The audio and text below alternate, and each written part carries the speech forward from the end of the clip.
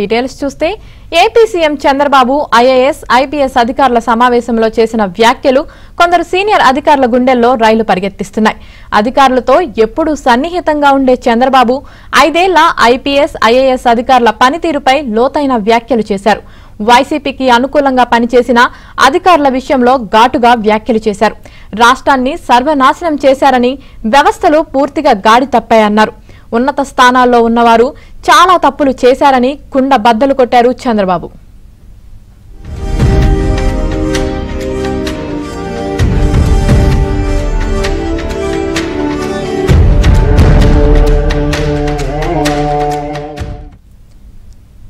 అధికారుల విషయంలో చంద్రబాబు అభిప్రాయానికి పార్టీలో సోషల్ మీడియాలో ప్రశంసలు వెల్లువెత్తుతున్నాయి. దెబ్బతిన్న రాష్ట్రాన్ని బాగు చేయాలని తప్పు చేసిన అధికారులకు వార్నింగ్ ఇచ్చారు చంద్రబాబు.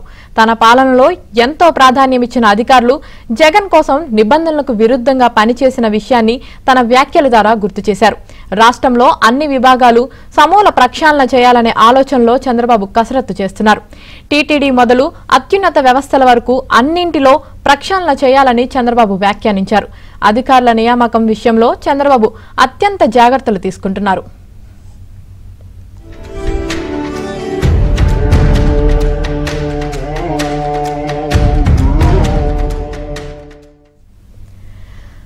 అన్ని విభాగాలు సమూల ప్రక్షాళన చేయాలనే ఆలోచనలో చంద్రబాబు కసరత్తు చేస్తున్నారు. ఇప్పటికే అన్ని స్థాయిల్లో అధికారుల పనితీరుపై సమాచారం కూడా తెప్పించుకున్నట్లు తెలుస్తుంది. ఇదే విషయానికి సంబంధించి మరింత సమాచారం మా ప్రతినిధి పూర్ణ లైవ్ లో అందిస్తారు. పూర్ణ,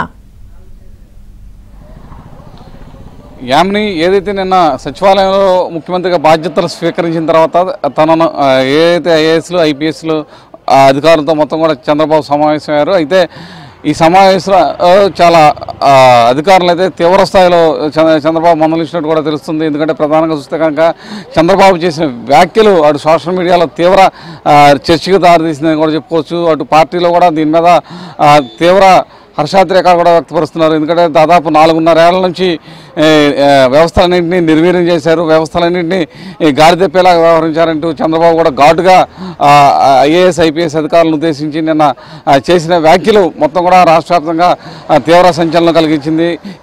అసలు ప్రజలకి జవాబుదారీగా ఉండాల్సిన ఐఏఎస్లు ఐపీఎస్ అధికారులు దానికి పూర్తిగా విరుద్ధంగా వ్యవహరించారంటూ కూడా చంద్రబాబు చేయటం పట్ల మొత్తం కూడా సోషల్ మీడియాలో నెటిజన్లు దాన్ని హర్షం వ్యక్తపరుస్తారు. మరోపక్క వీరందరినీ కూడా నేను ప్రక్షాళన చేస్తాను, ఒకప్పుడు తాను ముఖ్యమంత్రిగా ఉన్నప్పుడు చాలా చక్కగా పనిచేసిన ఐఏఎస్లు ఐపీఎస్ అధికారులు ఇప్పుడు ఎందుకు పనిచేయకుండా వ్యవస్థలన్నింటినీ దుర్వినియోగం చేసి ఈ జగన్కి ఒత్తాసుగా పిల్లకి మొత్తం కూడా ప్రజల్ని ఇబ్బంది పెట్టిన పరిస్థితి ఈ గత 5 సంవత్సరాల్లో నెలకొంది. వాటన్నింటిని కూడా గాడిలో పెట్టాలి అంటే ఒక సరైన విధి విధానాలు రూపొందించాలని కూడా చెప్పారు. ప్రతి ఐఏఎస్ ఆఫీసరు ప్రజలకు జవాబుదారీగా మాత్రం ఖచ్చితంగా ఉండాలి అని చెప్పి అధికారులు కూడా సూచించినట్టు తెలుస్తుంది. మరోపక్క ఎవరైతే జగన్ ప్రభుత్వంలో ఐఏఎస్ ఆఫీసర్లు ఐపీఎస్ ఆఫీసర్లు ఒక మొత్తం కూడా వ్యవస్థల్ని నిర్వీర్యం చేసి ఈ మొత్తం కూడా అడ్మినిస్ట్రేషన్ని మొత్తం కూడా అబాస్పాలు చేసిన వైనాన్ని కూడా ఈ సందర్భంగా ఆయన గుర్తు చేయడం కూడా జరిగింది. ఖచ్చితంగా వీటన్నింటినీ కూడా తాను గాడిలో పెడతాను, మంచి పరిపాలన తీసుకొస్తాను, ప్రజలకు జవాబుదారీగా ఉండే విధంగా ఐఏఎస్లు ఐపీఎస్ ఖచ్చితంగా మెలగాలి, అటువంటి వారినే నేను ఈసారి నా అడ్మినిస్ట్రేషన్లో ఉంచుకున్నట్టు కూడా తెలుస్తుందని కూడా చెప్తున్నారు. మరోపక్క ఎవరైతే ఇదివరకు జగన్ అధికారంలో ఉండగా తొత్తులుగా వ్యవహరించిన ఐఏఎస్లు ఐపీఎస్లు కొంత చంద్రబాబుకి నిన్న వచ్చి మొత్తం కూడా పుష్పగుచ్చాలు ఇచ్చేందుకు ప్రయత్నించారు. అయితే వాటిని సున్నితంగా తిరస్కరించారు. ఎవరైతే శ్రీలక్ష్మి ఉందో వచ్చి పుష్పగుచ్చం ఇచ్చేందుకు ప్రయత్నించగా సున్నితంగా తిరస్కరించిన పరిస్థితి నెలకొంది. అట్లాగే కృష్ణబాబుని అయితే అక్కడ నుంచి వెళ్ళిపోవడం కూడా జరిగింది. ఎందుకంటే గతంలో వ్యవస్థలన్నింటినీ నిర్వీర్యం చేసి ఈ జగన్కి ఒత్తాసుగా పెరిగిన అధికారులు మొత్తం కూడా రాష్ట్రాన్ని భ్రష్టు పెట్టించారు అని చెప్పి కూడా చాలా తీవ్రమైన వ్యాఖ్యలు అయితే చంద్రబాబు చేయడం జరిగింది. వీటన్నిటి మీద కూడా పూర్తిస్థాయిలో సమీక్షించి సమర్థవంతమైన అధికారులని రేపు తాను అడ్మినిస్ట్రేషన్లో ఉంచుకుంటానని కూడా చంద్రబాబు చెప్పడం జరిగింది. ఆమెని పూర్ణ